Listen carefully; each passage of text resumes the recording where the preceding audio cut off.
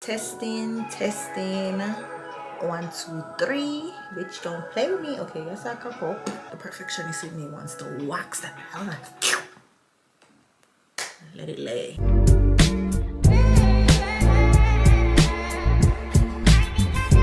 So welcome back to my channel. I'm Brittany Miller, as you might know or you might not, because I haven't been over here in a long time. If you're new to the channel, hi and welcome. I'm almost also new to the channel because I haven't been here in years. But if you're not new, thank you so much for sticking with me despite the inconsistency and the broken promises. You're strong. I'm excited, can you tell? So I'm back, and what better way to come back with an updated soft glam routine. That was one of your favorite routines that I've ever done here on my channel, so I decided to come back with an updated version, and I hope you guys enjoy it. So without further ado, let's get into the video. I'm on the calf right now, so I'm very hyped up. Let me pause this. I'm very hyped up.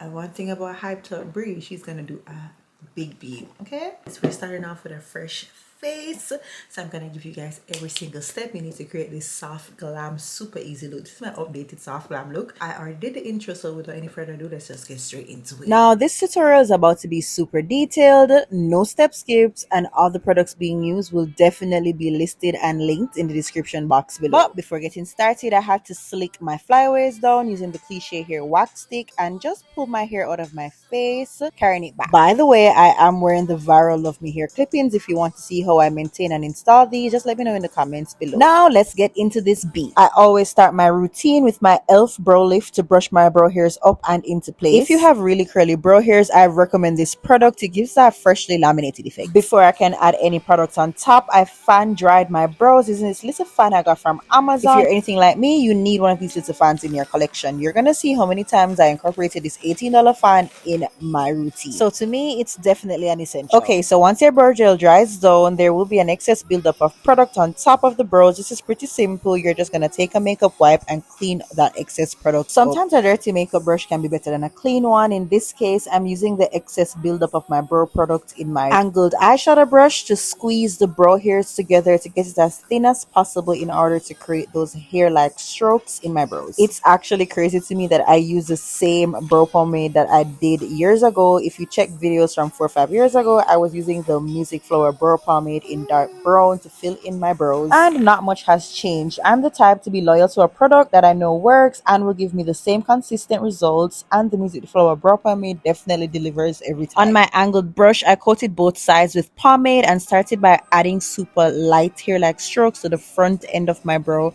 carrying it to the center, then extending it to the tail end of my brow. I'm really just following the natural shape of my brow. I did shave the tail ends of my brows off. Crazy, I know, but this allows me to reshape my brows, giving me a higher arch, making my features appear more snatched. You know how it's always said that your brows frame your face? Well, mine just gave me an entire facelift. Once I have the shape outlined, I just fill and darken my brows until it matches my hair color or as close to it as it can get. Now that I have my brows filled and shaped up, my next step is to clean them up using concealer. I'm using the Goated OG concealer from Maybelline, the Maybelline Fit Me concealer in the shade 60 Cocoa, along with my flat concealer brush to apply. Before going directly in, I first coat both sides of the brush with concealer, then with light strokes, I start by applying the concealer directly under my brow, creating as sharp of a line as possible. Starting at the end of my brows, just because it's easier to create sharp lines when it's done in sections versus all at once. I go over this a few times just to make sure that the line is as sharp as it can be. This ensures that the eye look I'm about to create comes out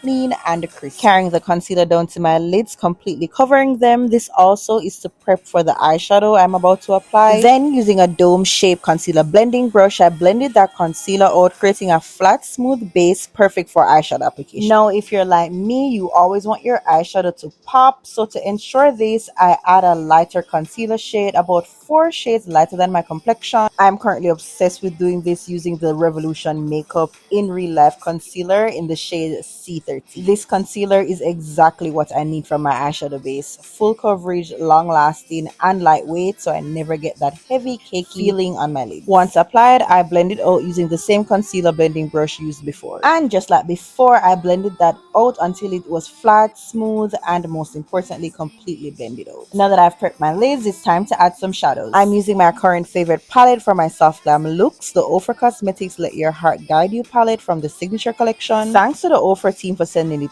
over. I really love it. It's so easy to travel with and super versatile. From the palette, I got my crease shade, which is this super dark cool tone brown, and I'm just stamping and blending that shade out using circular motions. Then I blended it out, extending past the tail end of my brows. This is an eye shaping technique that I do to extend my eye shape, making it appear more lifted. I really only took one shade from that palette. The rest of the look, I used the Huda Beauty Icy Nude palette. Now this palette is a pretty new release, but it has already captured my heart. I've also been enjoying using this palette to create my soft glam looks lately, so I was pretty bummed to hear that this is their last larger palette that they'll be releasing. RIP to a real one, because you will be missed. But enough ranting. From the palette, I took the shade Unapologetic directly above my crease shade. I placed down. This really softened my crease, giving it that gradient effect from light to dark using these two shades. I love doing this technique. It really makes my eyeshadow appear seamlessly blended and soft. That's it for the crease. Next, I'm priming my lids again with the In Real Life concealer in C13. I'm telling you, this concealer is so lightweight that I can layer it down. So I applied a pretty light layer just so I can ensure that my lid shade really pops. But if you prefer a softer look, you can definitely skip this. To blend that concealer out, I'm going back in with that flat concealer blending brush I used before, and I do this until the concealer is fully blended and prepared for shadow. On my lids, I'm going in with 2 shades today, First Class and Lavish, on a flat eyeshadow brush, and I'm patting that shade directly on the areas where the concealer was placed. I'm just building that shade up and blending it into my crease to really soften the line where the lid and crease shade meet. Right in that area, I also went back in with my brush I used earlier to blend my crease, and with what was left on the brush, I just made sure that that area was softened and properly blended. Now that we're done with eyeshadow application, I'm going to tie the look together using liquid liner. To do this step, I'm using the Ofra Cosmetics liquid liner in Verified Black. This product is really good for creating super precise fine lines, and the tiny felt tip liner makes it really easy to work around my lash extensions. For this look, I'm just extending the inner corners of my eyes out with my liner, creating a reverse cat eye. I always do this liner technique. I feel like it complements my soft glam looks the best. And that's it for the eyes. Super easy to do, doesn't involve much products, but the results, chef's kiss. Now it's time for my base routine. As you can see, I have discolored, textured, dark marked skin, so I have a lot working with. This routine is definitely geared towards my dry skin babes who want full coverage makeup that's skin-like, isn't cakey, and literally lasts all day. Now that we have our bases covered, let's get started. Step 1 would usually be skin prep, but I already moisturized off camera, so I'm starting off with primer. No, this is not school glue. This is the NYX Face Gripping Glue Primer. This product claims to keep your makeup stuck like glue without that sticky glue-like feeling. If you feel like primer doesn't do anything and you usually skip this step, you need to try this primer, especially if you have dry skin. I applied it using my fingers, really working it into my skin, and this primer left my dry skin feeling super hydrated and not sticky at all. For step 2 of my base routine, I'm using my all-time favorite drugstore foundation, the Makeup Revolution Skin Silk Serum Foundation in the shade F50. I don't know about you, but I feel like it's crazy that I'm able to get this good of a shade match from the drugstore. What do you mean I can get my complexion in a bottle for $14?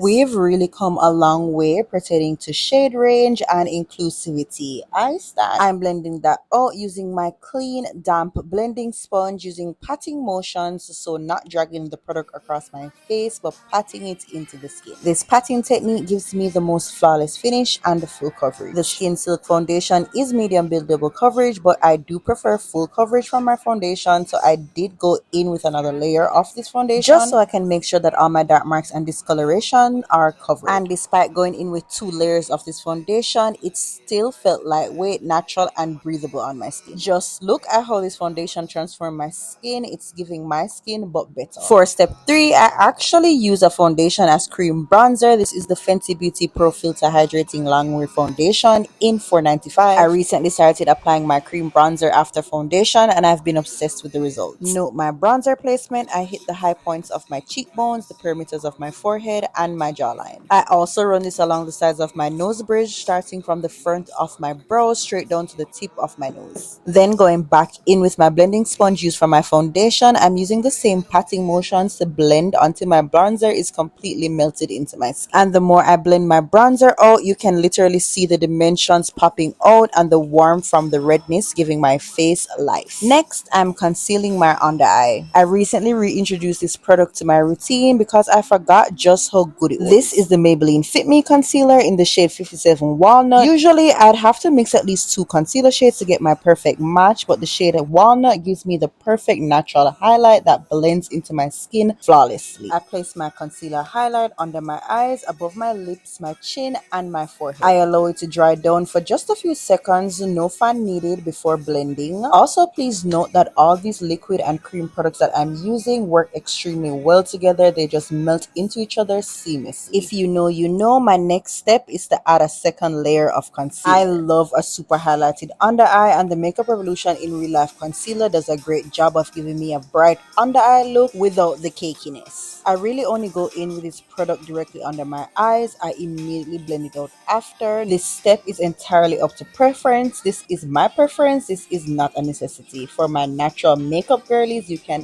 definitely skip this one. For my blush, I'm using 2 products today. Both are from Juvia's Place. These are the liquid blushes in Sweet Berries and Pink Lady. I'm layering both together. First going in with the shade Sweet Berries. I'm just adding 2 small dots on both sides because a little really goes a long way with this product, so use it sparingly. 1 or 2 dots is enough. To blend that first layer of blush out, I'm using this small tapered blending brush from Real Techniques in small stippling motions to the high points of my cheekbones. Then I follow that up with Pink Lady using the same method, applying this directly to the apples of my cheeks. You can really tell that these Juvia's Place blushes were designed with melanin in mind. The pigment literally melts into our skin, leaving a beautiful satin finish. For my next step, I'm setting all my liquid products with powders, starting with contour and bronzer. For contour, I'm taking my extremely well-loved Juvia's Place bronzer duo in Deep Dark. Yes, I've more than hit pan and I've since replaced her, so don't be scared. I'm taking the top shade to set my contour areas and my jawline. I also went in with a bit on my forehead, giving it a flush of color. Then on a small angled eyeshadow brush, I'm taking my bronzer along my nose bridge, starting at the front of my brows down to the tip of my nose, just like how I did with my cream bronzer. Going in with the NYX Buttermilk bronzer in the shade Butter Than You to bronze, and this bronzer has me in a chokehold. It's super red, so be warned, but it does give my base such a warm, healthy glow once used correctly. I added a small amount on my contour brush and lightly built the shade up to my liking. Also, did I mention how amazing it smells? If you are my complexion or darker, I do recommend trying this bronzer. Now to set the rest of my base, I'm going in with my all-time favorite setting powder combo. The One Size Beauty Ultimate Blurring Powder and the Huda Beauty Easy Bake Setting Powder are a match made in makeup heaven. First, I take the Huda Beauty powder in Cinnamon Bun. This has literally been a part of my routine since it launched. And to apply this, I'm using my Triangle Powder Puff. Today, I'm using this black one. Then I dab it into the powder until there's a healthy coat on there, and I do tap off the excess products before going in under my eye with it. And I tap that excess off to avoid the buildup of product and cakiness under my eye. As you can see, I'm really pressing the powder into my skin. I won't be using it to bake. I'm just setting my under eye with it. You can also see all my texture being instantly blurred and all my excess shine disappearing in front of your eyes. Next, I'm taking the One Size Ultimate Blurring Powder in the shade Translucent, and if you know, you know, I'm dropping gems on you guys right now because this powder is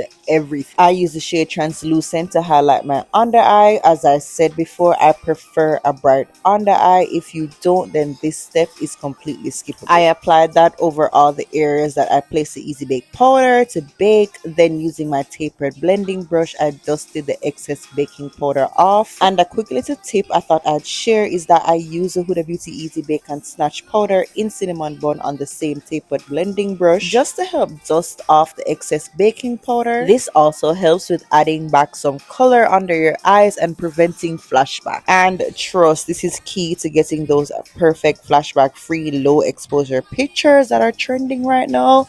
Don't say I never told you. I did lose some of the color from my contour, so I just went back in to darken my contour. And I don't know about you, but to me, the base is base. It's smooth, skin-like, full coverage, and transfer proof. But let's save that part for the end. To wrap up the eyes, I went in with my black gel liner from the Music Flower Brow Pomade Duo to tight line my waterline. Then taking a tiny tapered eyeshadow blending brush on your crease shade used on your lids, go directly over that black gel liner, blending it out until the liner is smudged out. To soften that up a bit, I'm using that mauve shade from the Ofra Cosmetics palette to add under my crease shade, creating a gradient between the two. Then on my lower lash line, I coated my teeny tiny lashes using the Ofra Cosmetics volumizing mascara just to balance that out with the lashes that I have on top. To set everything, I'm using the NYX the face glue setting spray, and this is going to melt all that liquid and powder products together, taking away that powdery look. Of course, I had to go back in with my little fan to make sure that everything dried evenly and was set. I did say that this was a full step-by-step no skip tutorial, so I am going to break down my entire nude lip combo. I've really been enjoying the Sephora collection liner in molasses. The formula is super creamy, so it glides right on. For the lip products on top, I go in with a few. For the base of this combo, I'm using the Juvia's Place Nubian Earth Matte Lipstick in Nubian Sand. This is the perfect pale nude lip shade for my complexion, and I'm using a flat concealer brush to apply but applying it directly from the tube works. Over that, I'm taking the Essence Extreme Shine Volume Lip Gloss in the shade Power of Nude. I love using this shade for my nude lip combos. The consistency is super thick but not sticky. Now, this might be common knowledge, but I feel like this is my own little hack for fuller lips. I take a dark brown lip gloss over my lip liner. This one is from Juvia's Place, and I'm really marrying it together with the Essence lip gloss from before. And lastly, trust me, I know this is a lot, but this is the final product. I'm taking the Lawless Beauty Forget the Filler Gloss in the shade Nudie. Now, is this step absolutely necessary? For me, yes. For you, maybe no. But this final gloss adds that extra high shine finish that gives your lips that super juicy full look. Personally, that's exactly how I like my nude combo, so this step is perfect for me. I just added some final touches, making sure everything was perfectly blended, and that's it for my full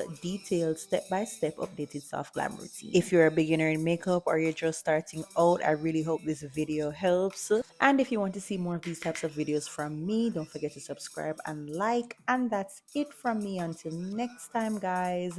Bye.